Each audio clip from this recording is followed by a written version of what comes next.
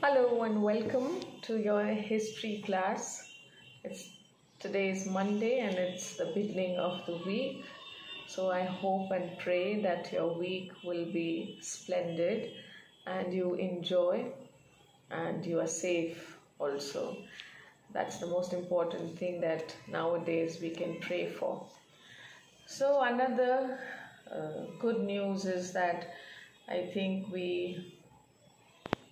I have read it in the newspapers that we will be opening schools. So I hope and pray that we'll be meeting soon. And I wish to see some of you, if not all of you, in this school because it's been 6 months now that we have come into direct contact with you students. So it's a booster for us also, and definitely we are looking forward for it, but at the same time I would just hope and pray for the safety of everybody.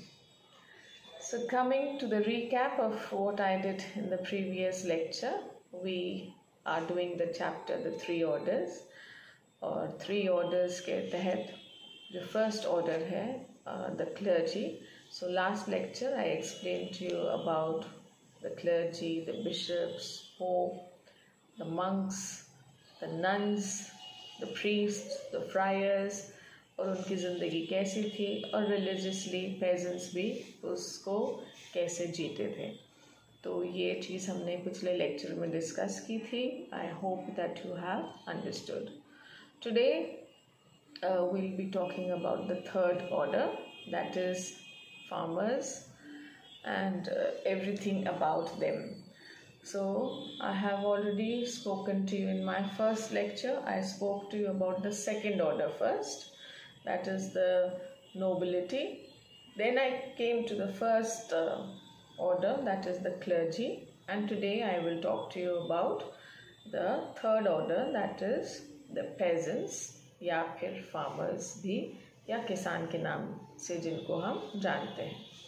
So during that time there were two kinds of peasants, एक free और एक unfree. यानी कि जो free farmers थे उनके पास उनकी खुद की ज़मीन थी, right? And they could farm or do farming on their own piece of land. They could cultivate their own piece of land. But the other kind of farmers were called serfs. यानी कि जैसे slaves वैसे serfs.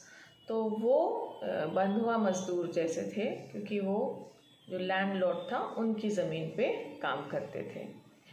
So these जो free farmers थे, they had their own lands to cultivate, but at the same time in a week, at least for 3 days, they had to go to the land of the landlord and cultivate, help in farming over there also. समझ में आया? यानी कि हालांकि इन लोग के पास अपनी खुद की ज़मीन होती थी, वहाँ पे भी खेती करते थे, लेकिन हफ्ते में 3 दिन या कभी कभी 3 दिन से ज़्यादा भी उनको कुछ घंटे जाके उस ज़मींदार की ज़मीन पे भी काम करना पड़ता था और उनको एक तरीके का टैक्स भी देना पड़ता था.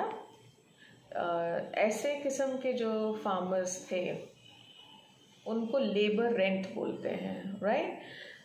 क्योंकि जो वो काम करते थे वो एक तरीके से अपने ज़मीन का रेंट पे कर रहे हैं.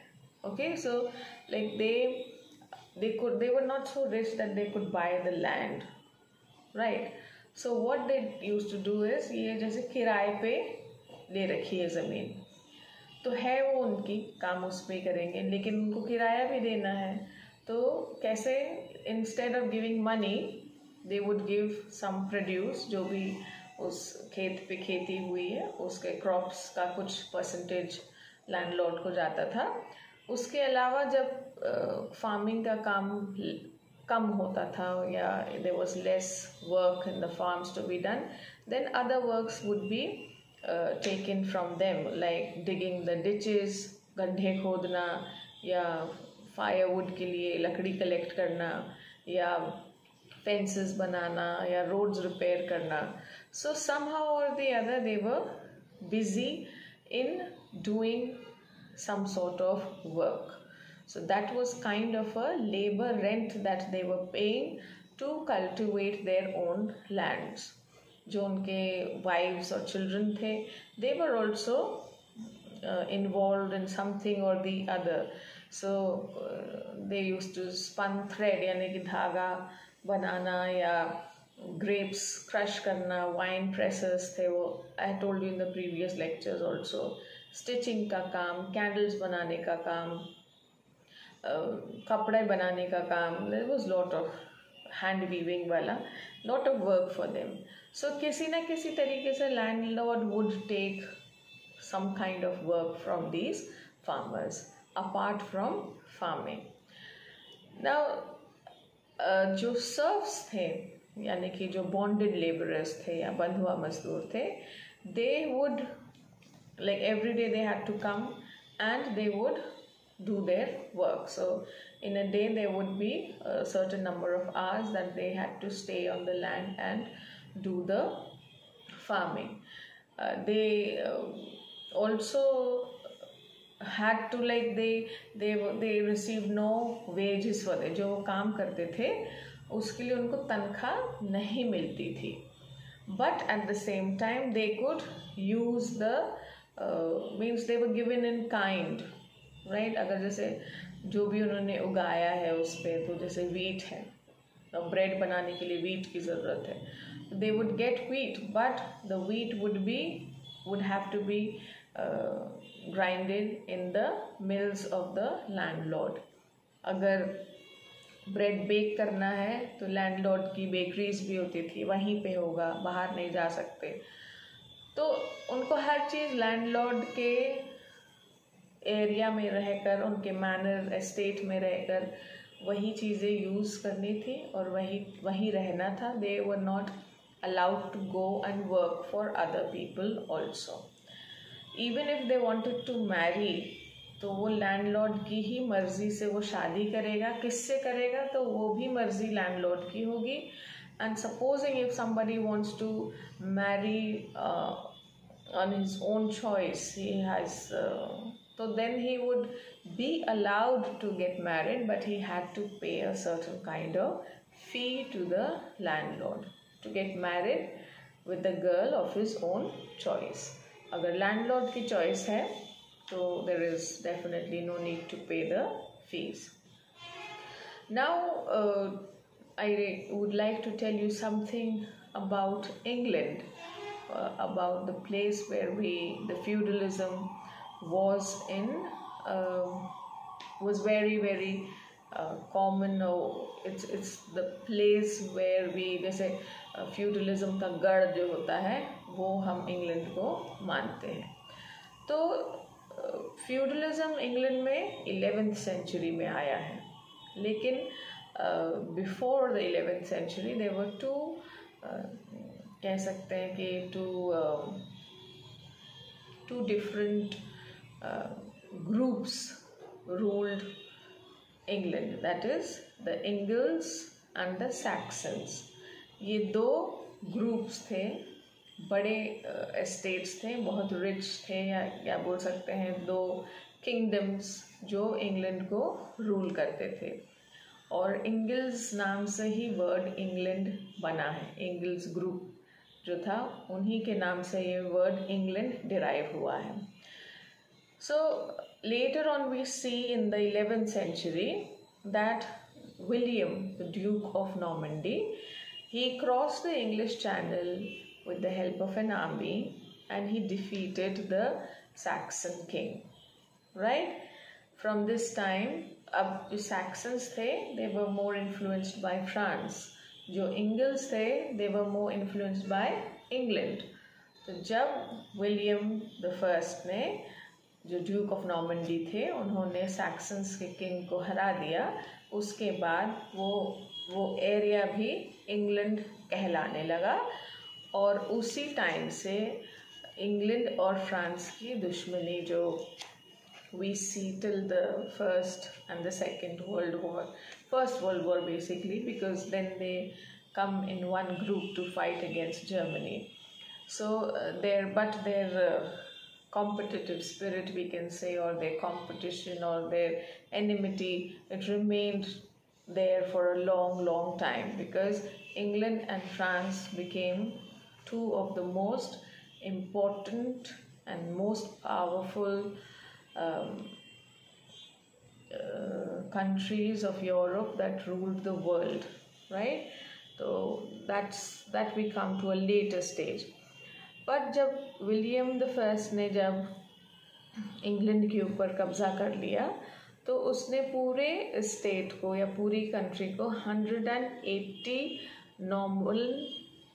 नोबल्स के बीच में उन्होंने उस कंट्री को बांट दिया, यानी कि ज़मीन, बड़ी बड़ी ज़मीन, as a gift he gave it to the landlords who had migrated with him to England, right. तो जब ये ज़मीन बांट दी गई, तो अब जब ये ज़मीन मिली तब लैंड ओनर्स बने, right. So the lords became the chief tenants of the king, यानी कि जो लैंडलॉर्ड था वो राजा का किराएदार हो गया, क्योंकि राजा ने ज़मीन उनको दी है। और जो किंग, जो लॉर्ड्स थे, लैंडलॉर्ड्स थे, उन्होंने ये ज़मीन अपने नाइट्स को दे दी, यानी कि सोल्जर्स को दे दी, right, as a gift to them.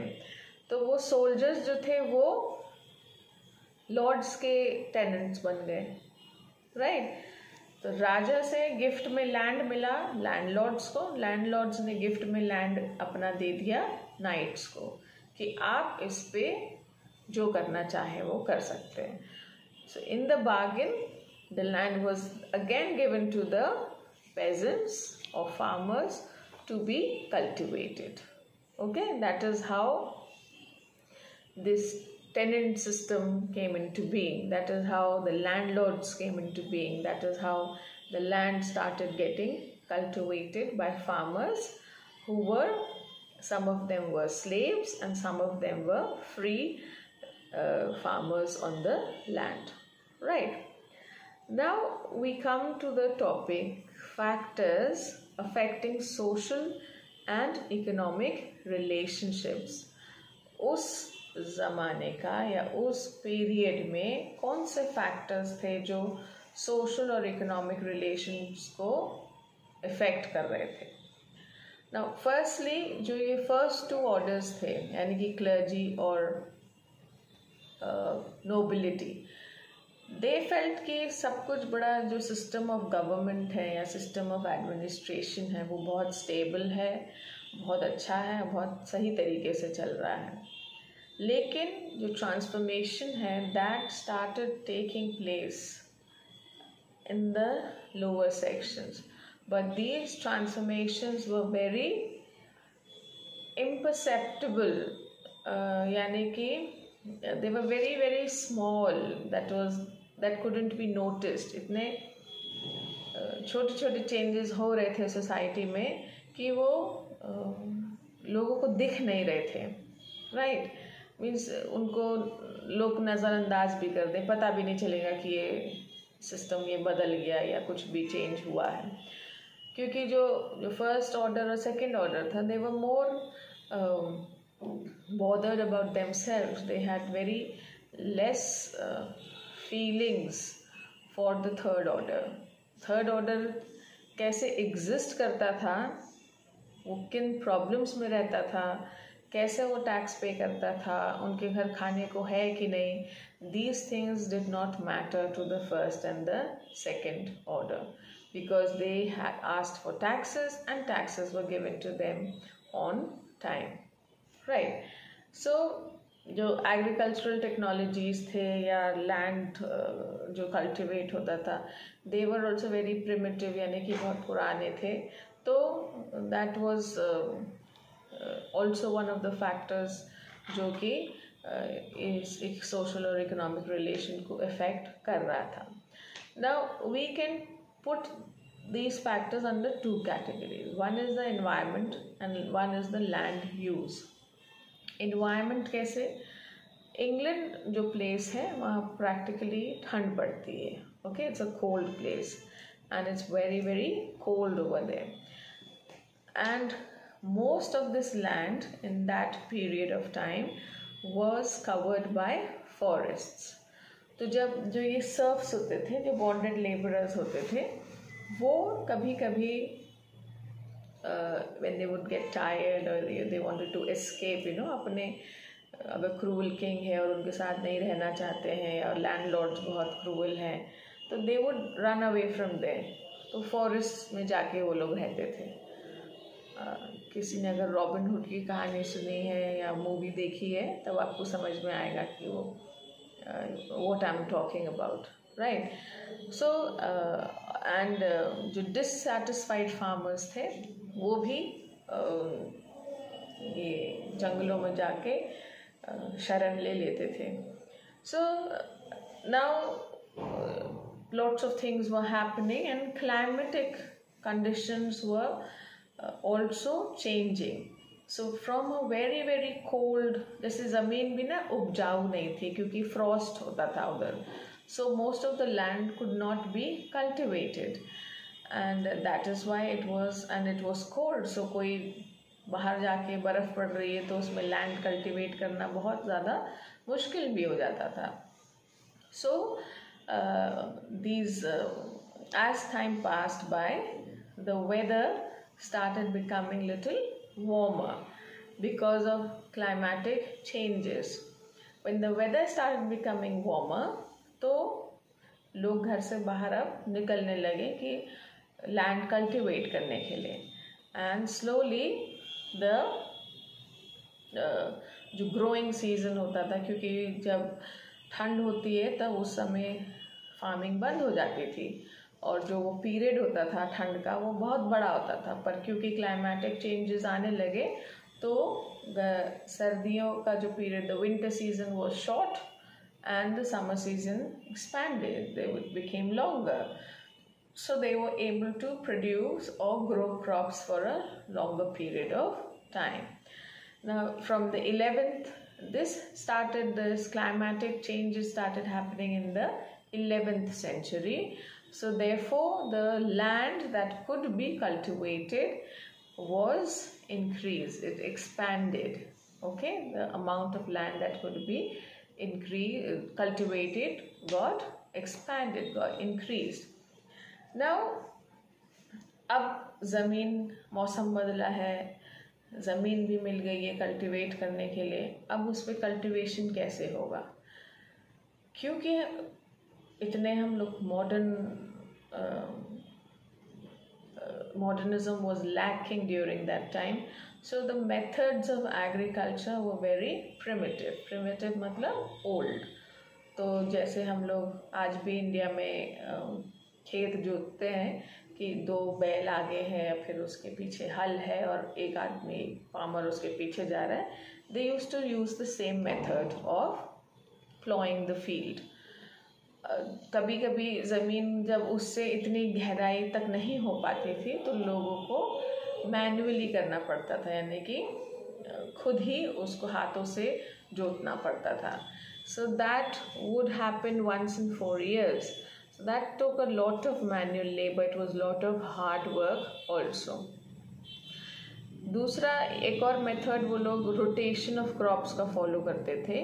So in that what they used to do was कि जैसे कि एक साल उन्होंने it was divided, the land was divided into half. So one field was planted in the autumn season और जो दूसरा half था उसको छोड़ दिया जाता था अनप्लॉड, और वो उसको बोलते हैं fallow land, right. So this जो लैंड को जो जोता जाता था उस पर कभी कभी वो लोग विंटर व्हीट उगा देते थे, कभी कभी राय उगाते थे. राय एक ग्रेन होती है जिससे विस्की बनती है, right. And it's a cold place, so people drink alcohol to keep themselves warm. Okay, so these things were produced over there. So what was the method कि एक लैंड को 2 पार्ट्स में divide करते थे. एक part एक season में उसमें खेती की जाती थी, दूसरा पार्ट जो था वो छोड़ दिया जाता था। फिर नेक्स्ट सीजन में जो छूटा हुआ लैंड है वहाँ खेती होगी, और जहाँ खेती हो चुकी थी उसको छोड़ दिया जाएगा। सो इससे क्या हुआ, the quality and the texture of the soil, it started deteriorating. Okay, it wasn't good to produce. Plus produce कम होने से जो लैंडलॉर्ड्स थे वो फार्मर्स को इल ट्रीट करते थे। सो फार्मर्स जो थे, खास तौर से जो फ्री फार्मर्स थे, what they started doing is they started spending more time on their, अब आवाज़ तो उठा नहीं सकते थे, तो पैसिव रेजिस्टेंस होता था, राइट, यानी कि जो गांधी जी ने सिखाया, बॉयकॉट। तो वो लोग उनकी लैंडलॉर्ड की ज़मीन पे जाके काम नहीं करते थे, they used to spend more time in tilling and ploughing their own land, right, और maybe sometimes they would get into conflict मतलब कभी कभी लैंडलॉर्ड से झगड़ा भी हो जाता था फॉरेस्ट्स के लैंड को लेकर, या पास्चर की लैंड, पास्चर यानी कि जहाँ पे एनिमल्स जाके घास खाते हैं, उस लैंड को लेके। So basically the whole community was divided, and the landlords became more richer. They were richer already, but they started ill-treating their farmers, and farmers could not do much, so they were showing their resistance by not doing the work, not going to the lands. पर landlords जो थे वो उनकी ज़मीन को भी personal property समझते थे और उनको बुरी तरीके से ट्रीट करते थे। So these were the kind of society that existed during the 11th century in England, right? So what was the process? The first clergy, जो अपने आप को बिल्कुल सुपीरियर समझते थे, कि हर चीज़ उनके कहने पर होगी और लोगों की ड्यूटी है कि उनकी बातों को माने, because they are servants of God. Second, nobility, they were busy in fighting wars, expanding their land and trying to show off with the wealth they have. तो उनको कुछ मतलब नहीं था, उनको बस उनका टैक्स चाहिए, उनकी ज़मीन पे खेती होती रहे, वो हो, and they were least bothered. And the third order was the farmers, who were the most ill-treated section of the society, because they did the hard work, they paid the tax, and at the end of the day they did not have much to fulfill their stomachs also. So that was the sad part of the society that existed in the 11th century. Okay, so in the next class I'll be talking to you about how the agricultural methods improved and the birth of the fourth order. What were the reasons that gave birth to the fourth order, और इस fourth order में कौन से लोग थे, right? That I will tell you in the next lecture. So take care of yourselves, stay at home, stay safe, and read the chapter also after you finish watching the video. Take care. Bye-bye.